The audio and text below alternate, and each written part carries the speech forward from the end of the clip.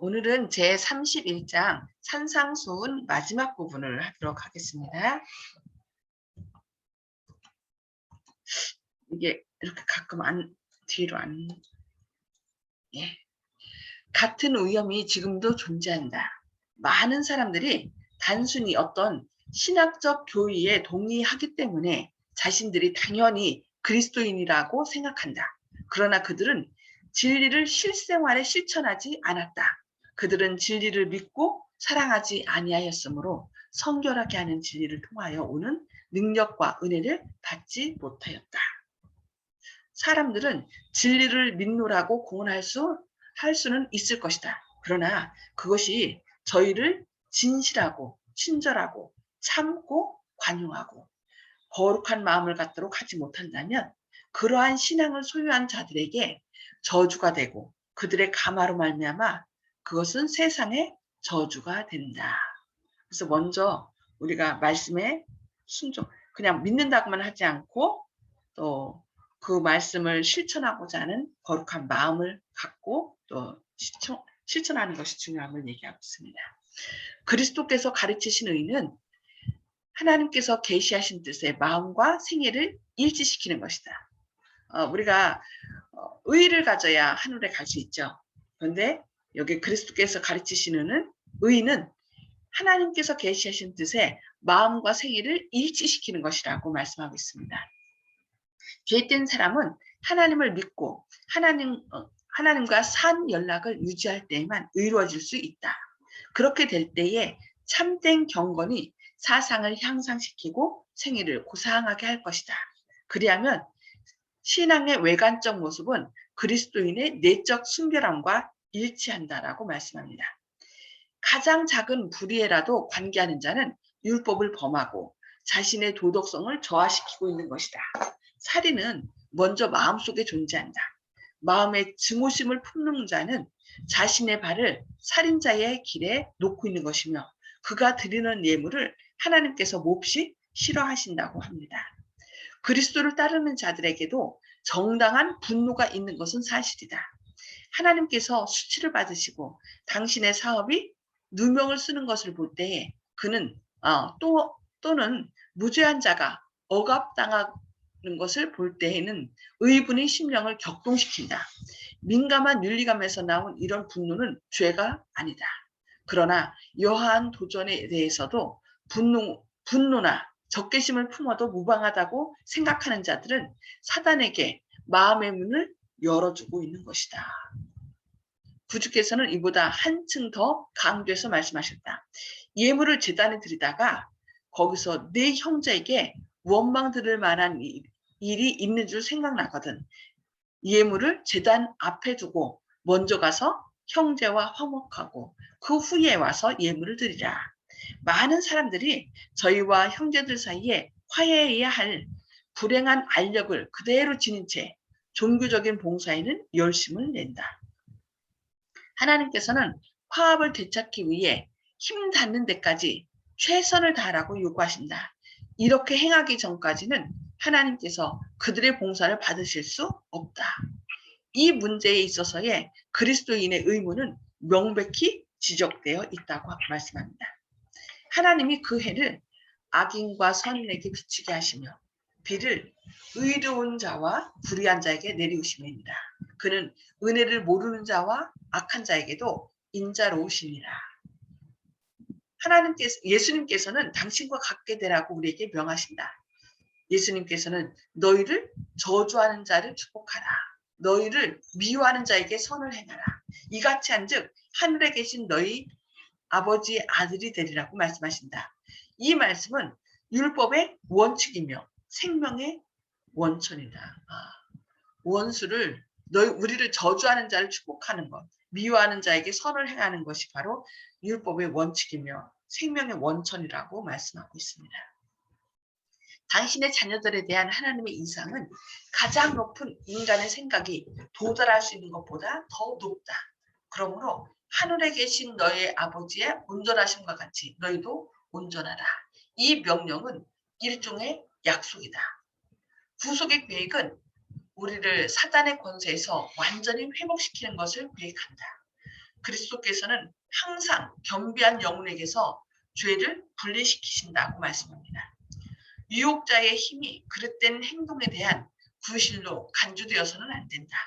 사단은 그리스도를 따른다고 공언하는 자들이 품성의 품성의 결함에 대하여 변명하는 소리를 들을 때에 환호한다. 죄의 길로 인도하는 것은 바로 이런 핑계이다. 죄를 범하는 데에 핑계가 있을 수 없다. 거룩한 기질, 그리스도와 같은 생애가 모든 회개하고 믿는 하나님의 자녀에게 이루어질 수 있다라고 말씀합니다. 그리스도인 품성의 이상은 그리스도와 같이 되는 것이다. 인자께서 당신의 생애에서 완전하셨던 것처럼 그리스도를 따르는 자들도 그들의 생애에서 완전하여야 한다. 그리스도의 품성은 우리의 것이 될 수 있다. 주께서는 당신을 믿는 사람들에 관하여 이렇게 말씀하셨다. 내가 저희 가운데 거하여 두루 행하여 나는 저희 하나님이 되고 저희는 나의 백성이 되리라 말씀하십니다. 그리스도는 야곱이 보았던 밑바닥에서 보았던 밑바닥은 지상에, 꼭대기는 하늘문, 곧 영광의 문어구에 닿은 그 사다리시다. 만일 그 사다리가 단 한 발판 때문에 지상에 도달하지 못했더라면 우리는 잃어버린 바 되었을 것이다. 그러나 그리스도는 우리가 있는 곳에 찾아오신다. 예수께서 우리의 본성을 취하시고 승리하신 것처럼 승리하신 것은 우리로 당신의 본성을 취함으로 말미암아 승리할 수 있도록 하기 위함이었다. 예수께서는 죄 있는 육신의 모양으로 오셨으나 죄 없는 생애를 사셨다. 이제 예수께서는 당신의 신성으로는 하늘의 보좌를 붙드시고 한편 당신의 인성으로는 우리를 붙드신다. 예수께서는 당신을 믿음으로 말미암아 하나님의 품성의 영광에 이르라고 우리에게 명하신다. 그러므로 우리는 아버지의 온전하심과 같이 온전해야 한다. 구제와 기도와 금식을 행할 때에 자신에게 주의를 끌거나 칭찬을 받기 위하여 아무 일도 하지 말도록 하라. 고통당하는 가난한 자들의 유익을 위하여 진실된 마음으로 주라. 기도할 때에는 진정으로 하나님과 교통하라. 금식할 때에는 머리를 숙이고 자신에 대한 생각으로 충만한 마음을 안고 다니지 말라. 여기 구제와 기도와 금식, 이것을 할 때 우리가 하나님께 영광 돌리기 위해서 하기보다는 나 자신을 나타내기 위하여, 그래야 구제할 때도 막 보이게 하거나 기도할 때도 와 바리새인들처럼 그냥 하나님께 보이기 위해서, 또 금식할 때도 일부러 더 막 꾀죄죄 나 금식하고 있어 하고 드러내기 위해서 하지 말라는 것입니다. 그것은 누구의 의의를 드러내기 위한 거예요? 자신의 의의를 드러내기 위한 거예요. 그래서 자신에게 주의를 끌거나 칭찬받기 위해서 하지 말라고 얘기합니다. 그래서 오히려 이런 것도 구제와 기도와 금식도 다른 사람에게 보이게 하기 위한 것이 아니라 아무도 보이지 않도록 골방에 가서 기도하고, 또 구제할 때도 은밀하게 하고, 금식할 때도 오히려 그냥 기름을 바르고 나 금식하였다 하지 않도록, 사람들이 알아보지 않도록 이렇게 주의를 끌지 않도록 하라고 말씀하고 있습니다. 하나님께서 가장 기뻐하실 수 있는 봉사를 드린 자는 자신을 조금도 아낌없이 당신께 바치는 자이다. 왜냐하면 하나님과의 교제를 통하여 사람들은 인류에게 하나님의 품성을 소개하는 일에 당신과 함께 일하는 자가 되기 때문이다 라고 말씀합니다. 진심 어린 마음으로 행한 봉사는 큰 보상을 받는다. 은밀한 중에 보시는 너의 아버지가 갚으시리라. 그리스도의 은혜를 힘입어 사는 우리의 생애로 말미암아 품성이 꼴주어진다. 원래의 아름다움이 사람에게 회복되기 시작한다. 그리스도의 품성의 속성이 그에게 전달되고 하나님의 형상이 비쳐나오기 시작한다. 하나님과 동행하고 일하는 남녀들의 얼굴에는 하늘의 평화가 깃든다라고 말씀합니다. 그들은 하늘의 분위기에 둘러싸인다. 하나님의 나라는 이런 사람들을 위하여 시작되었다. 그들은 그리스도의 기쁨, 곧 인류에게 축복이 되는 기쁨을 갖는다. 그들은 주님께서 쓰실 수 있도록 간합되는 영예를 얻는다. 그들에게는 주의 이름으로 당신의 사업을 행할 책임이 맡겨진다고 말씀합니다. 한 사람의 두 주인을 섬기지 못할 것이다. 우리는 나뉜 마음을 가지고 하나님을 섬길 수 없다. 성경상 신앙은 많은 다른 가마 속에 끼어있는 한 가지 가마가 아니다. 그 가마는 으뜸 가서 모든 다른 가마에 스며들어가며 그것들을 지배해야 한다. 그 가마는 천의 모든 실들이 짙고 퇴색함이 없는 색깔로 염색이 되기까지 화판을 물감에 담궈두는 것처럼 그것은 생애 전체에 스며 들어가야 한다. 가마력에 대해서 말씀하고 있죠. 우리는 악하든 선하든 모든 사람에게 가마를 끼치는데 우리의 가마는 예수님으로부터 받은 가마로서 많은 사람들에게 좋은 가마를 끼치도록 해야 되겠습니다. 그러므로 내 눈이 성하면 온몸이 밝을 것이요 눈이 나쁘면 온몸이 어두울 것이다. 목적의 순결함과 견고함이 하나님께서 주시는 빛을 받는 조건이다. 여기 목적, 우리가 어떤 목적을 갖고서 하나님의 뜻을 따를 때에 어떤 순결함과 견고함으로 하라는 것입니다. 그러니까 목적이 순결하지 않으면 하나님은 우리의 마음을 보신다 그랬죠. 중심을 보신다 했죠. 그러니까 우리가 겉으로 볼 때는 하나님을 위하는 것처럼 하지만 마음속으로 그것이 어떤 나 자신의 어떤 의를 세우기 위한 것이면은 하나님의 빛을 받지 못한다라고 얘기하고 있습니다. 진리를 알기 원하는 자는 그것이 드러나는 모든 것을 기꺼이 받아들여야 한다. 그는 오류와 타협할 수 없다. 진리에 대한 충성이 흔들리거나 마지못해 충성하는 것은 오류의 흥함과 사단의 미혹을 선택하는 것이라고 말합니다. 세속적인 정책과 정도를 벗어나지 않는 의의 원칙은 무지개의 빛깔과 같이 피차 구별할 수 없게 섞이지 않는다. 둘 사이에는 영원하신 하나님에 의해서 굵고 명백한 선이 그어져 있다. 마치 대낮이 한밤중과 대조되는 것처럼 것같이 하나님의 형상은 그리스도의 형상은 사단의 그것과 뚜렷이 구별된다. 타협하지 않는다는 거죠. 이렇게 하나님의 일과 사단의 일은 뚜렷하게 구분된다라고 말씀합니다. 그리고 그리스도께서 사신 생애를 사는 자들만이 당신의 동역자들이라고 말씀하고 있습니다. 하늘의 관심의 척도는 그 대상의 규모에 순위에 비례한다. 작은 갈색 참새는 하나님의 섭리에 의하여 돌보심을 받는다. 땅을 덮는 들의 꽃이나 초목은 하나님의 하늘 아버지의 관심과 보호를 받는다. 위대하신 대예술가께서 백합화에 마음을 두시고 매우 아름답게 만드셨기 때문에 솔로몬의 영광보다 뛰어난다. 하물며 당신의 형상과 자랑인 사람은 하나님께서 얼마나 더 돌봐주시겠는가. 참새를 돌보시는, 그러니까 덤으로 팔리는 참새 한 마리를 돌보신 하나님은 하나님의 형상으로 또 하나님의 생명으로 사신 우리 인간 한 명 한 명을 더 귀히 여기고 돌봐주신다고 말씀하십니다. 하나님께서 당신의 자녀들이 당신과 같은 품성을 나타내기를 갈망하신다. 일광이 꽃에 여러 가지 섬세한 빛깔을 주는 것처럼 하나님께서는 자신의 품성의 아름다움을 사람에게 나누어 주신다고 말씀하고 있습니다. 여기 그림에 있는 것이 벌새죠. 벌새가 아주 벌처럼 착해요. 그런데 그런 벌새도 하나님께서 탁 입히시잖아요. 그러니까 우리는 더 귀히 여기신다라고 말씀하는 것입니다. 그리스도의 사랑과 의와 화평의 나라를 선택하고 다른 어느 것보다도 그것에 대한 관심을 최고로 삼는 사람들은 다 하늘의 세계와 연결되며 이 생에서 필요한 모든 축복이 그들의 것이 된다.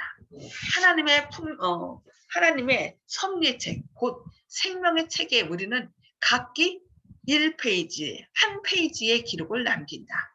그 페이지에는 우리의 생애의 역사가 하나하나 상세하게 기록되어 있다. 머리털까지도 세신 바 되었다. 하나님의 자녀들은 결코 당신의 마음에서 잊혀진 바 되지 않는다고 말씀합니다. 그러므로 내일 일을 위하여 염려하지 말라. 우리는 날마다 그리스도를 따라가야 한다. 하나님께서는 내일 일을 위한 도움을 주지 않으신다. 하나님께서는 당신의 백성들에게 인생 행로에 대한 모든 지시를 한꺼번에 주지 않으신다.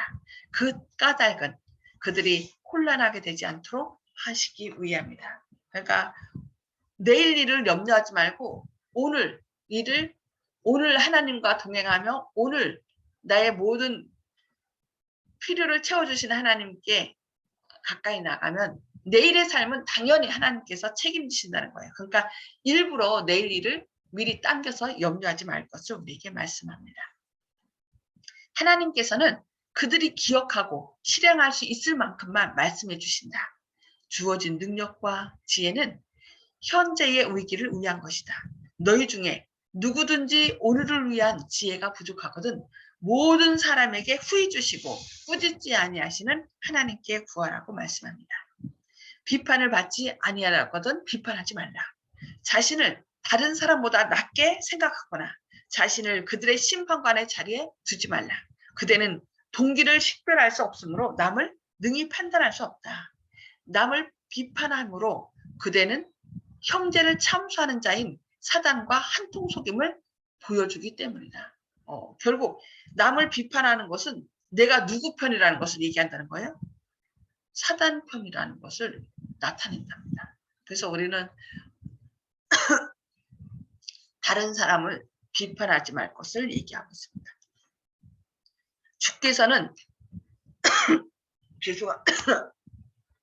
주께서는 너희가 믿음에 있는가 너희 자신을 시험하고 너희 자신을 확증하라고 말씀하신다. 이것이 곧 우리가 할 일이다. 내가 다른 사람을 비판함으로 내가 하나님 편에 있는 것처럼 그렇게 하는 경우가 많은데 우리가 할 일은 우리 자신을 내가 예수님 편에 있는지 확증하는 것이 중요하다는 거예요. 남에게 신경 쓰면서 그들을 비판하는 일은 그것은 사단의 일이라는 것을 우리에게 말씀하고 있습니다. 좋은 나무는 좋은 열매를 맺을 것이다. 그와 같이 생애 가운데 열리는 열매는 마음의 상태와 품성의 탁월성에 대하여 증언해 준다.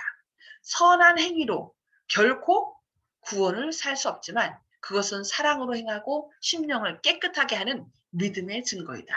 그리고 영원한 상급은 우리의 공로 때문에 주어지는 것은 아니지만 그리스도의 은혜를 힘입어 행하여지 행위에 비례될 것이다 라고 말씀합니다.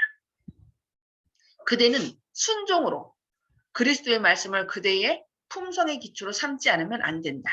자아는 흐르는 모래에 지나지 않는다. 만일 그대가 인간의 이론과 창안 위에 그대의 집을 세운다면 그것은 무너질 것이다. 시험의 바람과 시련의 폭풍으로 말미암아 그 집은 쓸려감을 당할 것이다. 그러나 내가 말한 이 원칙들은 길이 존속할 것이다. 나를 영접하라. 나의 말씀 위에 건설하라. 라고 예수님께서 말씀하십니다. 그러므로 누구든지 나의 이 말을 듣고 행하는 자는 그 집을 반석 위에 지은 지혜로운 사람 같으리니 비가 내리고 창수가 나고 바람이 불어 그 집에 부딪히되 무너지지 아니하나니 이런 주초를 반석 위에 놓은 연고라고 말씀하고 있습니다. 팔복을 통하여 하나님께서 우리에게 주신 말씀들을 마음판에 새기고 그 말씀을 듣고 흘러버리는 자가 아니라 말씀을 듣고 행하는 자는 반석 위에 지은 지혜로운 사람 같다고 말씀했습니다. 우리도 주님께서 주신 말씀대로 듣고 행함으로 주님을 기쁘시게 하는 저와 여러분 되시기를 바라면서 오늘 말씀 마치도록 하겠습니다. 오늘 말씀 복습과 나눔의 시간을 갖도록 하겠습니다. 오늘 말씀 가운데 그리스도의 의인은 무엇이라고 하셨는지 기억나시나요? 너무 많은 말씀을 해갖고서 그리스도의 의,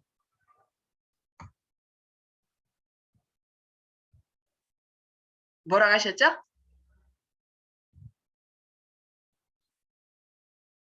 여보세요? 예, 하나님께서 계시하신 뜻에 일치시키는 것. 그러니까 내 뜻을 내려놓고 하나님께서 계시하신 뜻을 따라가는 것. 그것이 그리스도의 의라고 말씀하고 있습니다. 그리고요, 두 번째, 우리가 하나님 일을 한다고 때로는 좀 내 마음에 들지 않고 눈에 거슬리고 저건 아닌데 라고 생각하는 사람을 나도 모르게 무할 경우 있어요. 답을 얘기하겠네. 우리의 어떤 행동이 사단과 한편인 것을 나타낸다고 했나요? 판단하고 정죄. 예, 판단하고 정죄하는 거. 예, 우리는 사람의 중심을 알 수 없기 때문에 판단해서는 안 된다는 것입니다. 그리고 원래 비판하는 것은 누가 하는 거예요? 사단이 하는 거죠. 그리고 심판하는 것은 누구의 일이에요?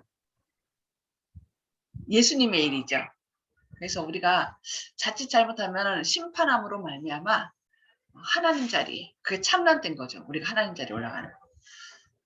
심판함으로 하나님 자리에 올라갈 수 있고, 이렇게 비판하는 것은 사단의 일이라는 거 기억해서 우리가 비판하지 않도록 우리 마음을 다잡아야 되겠습니다. 자, 오늘 말씀을 통해서 감명받은 거 있으면 나눠주시기 바랍니다. 어느 분부터 말씀해 주시겠습니까? 제가 먼저 하겠습니다. 네. 전체적인 오늘 말씀은 단순히 옳고 그르고 주님 말씀을 비추는지 안 비추는지 거기에 국한되는 것이 아니라 더 크게 보아야 될 것, 멀리 보아야 될 것 같은데요. 꽃이 모양만 예쁜 건가 향기가 나는 건가 할 때 향기까지 나야지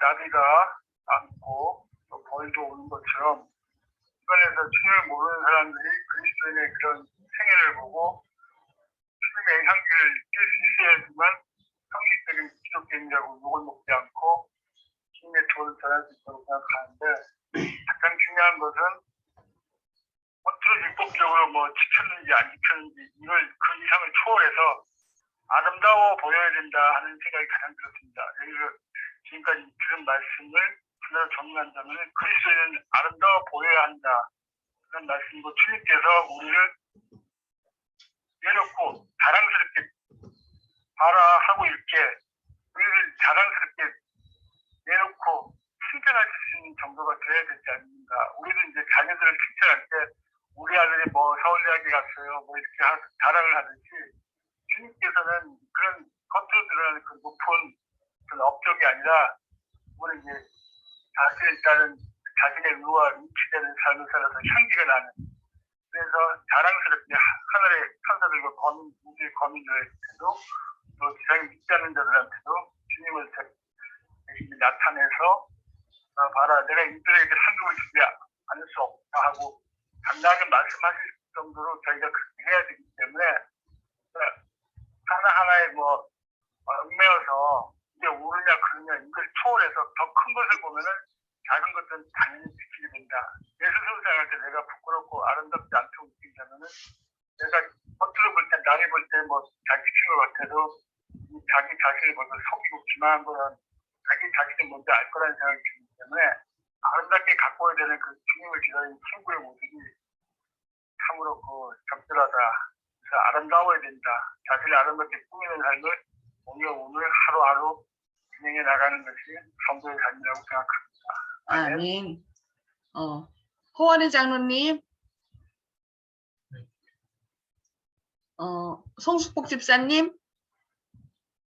네, 저는 하나님의 뜻에 항상 일치하고 있는지 자신을 항상 살펴봐야 되겠다는 것을 느꼈습니다. 아멘. 네. 호 장로님, 예, 들립니까? 예, 들려요. 예, 들려요. 예. 함부로 남을 판단하거나 심판하지 말자. 예. 예. 네, 알겠습니다. 감사합니다. 윤 장로님 말씀해 주세요. 예, 사람들은 자기한테 잘하는 사람, 내가 좋아하는 사람한테 잘을 잘해주고, 또 자기한테 못하는 사람, 또 그런 사람들한테 또 잘 못 대해주는 경향이 있거든요.